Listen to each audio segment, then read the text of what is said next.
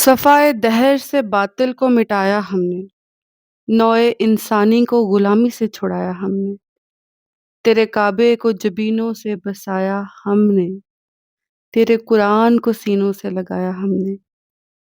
پھر بھی ہم سے یہ گلہ ہے کہ وفادار نہیں، ہم وفادار نہیں، تو بھی تو دلدار نہیں۔ ہم نے اس دنیا سے باطل اور فرسودہ عقائد کا خاتمہ کیا۔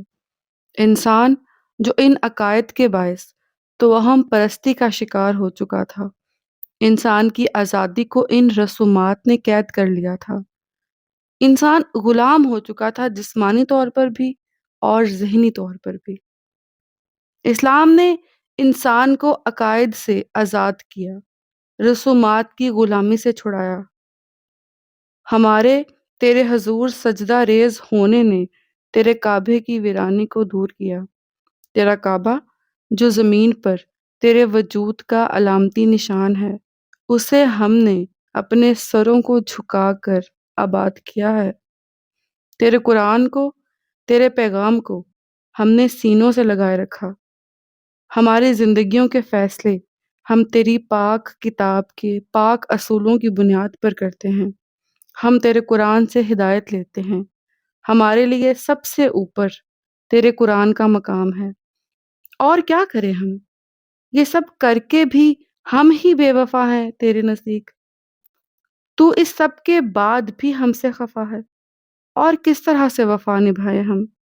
کیا ہماری یہ تمام قربانیاں، یہ تمام کامیابیاں تجھے راضی کرنے کے لیے کافی نہیں ہیں؟ یہ سب تجھ سے ہماری وفا کا ثبوت نہیں ہے؟ بات اصل میں پتہ کیا ہے؟ بات ہماری وفاداری کی نہیں ہے، بات تیری جانب سے دلداری کی ہے۔ تو اب ہمارا دلدار رہا ہی نہیں۔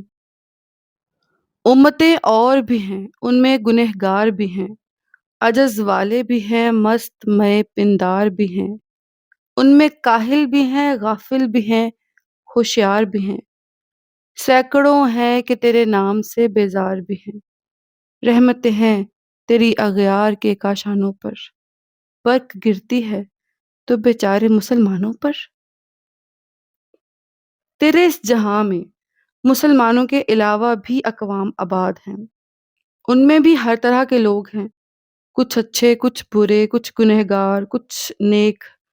کئی ایسے ہیں کہ عاجزی اور انکساری ان پہ ختم ہے، اور کئی غرور کے نشے میں مست دنیا کو روندتے جا رہے ہیں۔